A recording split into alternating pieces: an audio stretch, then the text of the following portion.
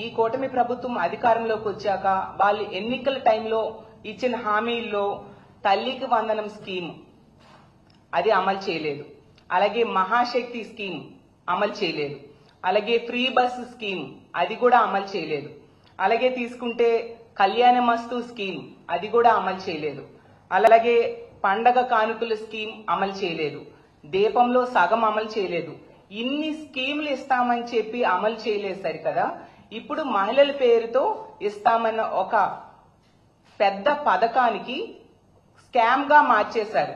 అదే కుట్టు machines training scheme అనేది ఒకటి పెట్టారు. అందులో ఏకంగా మొదటి విడతలో 157 కోట్లు దోపిడీ చేయడానికి వీళ్ళు ప్లాన్ చేసి ఓవరాల్ గా 245 కోట్లు 50 రోజుల్లో దోచుకోవడానికి వీళ్ళు ప్లాన్ చేశారంటే ఎంత దారుణమో, మహిళల్ని మోసం చేయాలనుకోవడం ఎంత దురదృష్టకరమో మనం అర్థం చేసుకోవచ్చు. ఈ రోజు ఒక్క మహిళల్లో ఈ వర్గం ఆ వర్గం అని లేదు. బీసీలు, కాపులు, రెడ్లు, అలాగే కమ్మ, క్షత్రియ, వైశ్య అంటే ఎకనామికల్లీ బ్యాక్వర్డ్ క్లాస్ లో ఉన్న మహిళలకు కూడా అందరికి కూడా ఈ కుట్టు మిషన్లు ట్రైనింగ్ ఇస్తామని చెప్పి వీళ్ళు అందులో పెద్ద స్కామ్ కి తెరలేపడం నిజంగా చాలా దురదృష్టకరం.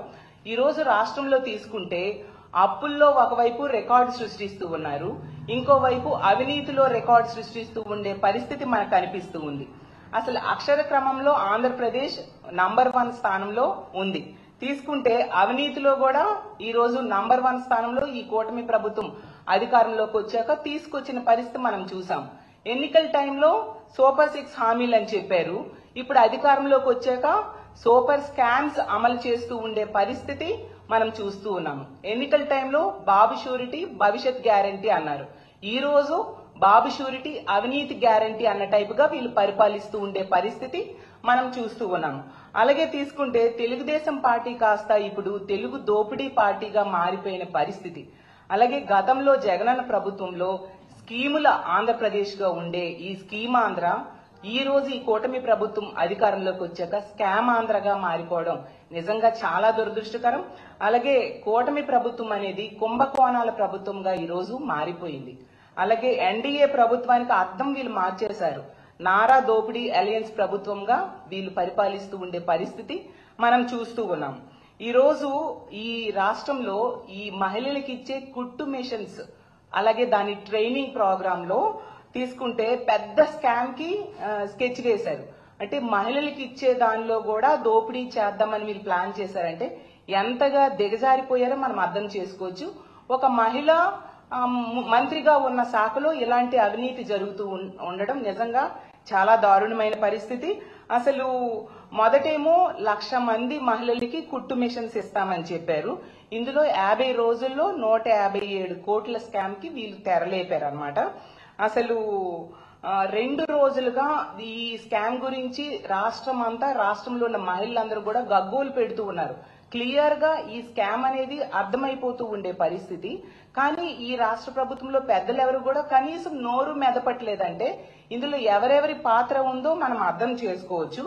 అసలు ఈ స్కీమ్ అనేది మహిళా దినోత్సవం రోజు ముఖ్యమంత్రి గారు లాంచ్ చేయడం జరిగింది. ఈ కుట్టు మిషన్స్ ట్రైనింగ్ ప్రోగ్రామ్ అనేది అది ఎంత భారీగా మహిళా దినోత్సవం రోజు లాంచ్ చేసిన ఈ స్కీమ్ లో ఇంత భారీ స్కెచ్ వేసి ఇంత స్కామ్ కి తెరలేపడం నిజంగా చాలా దురదృష్టకరం.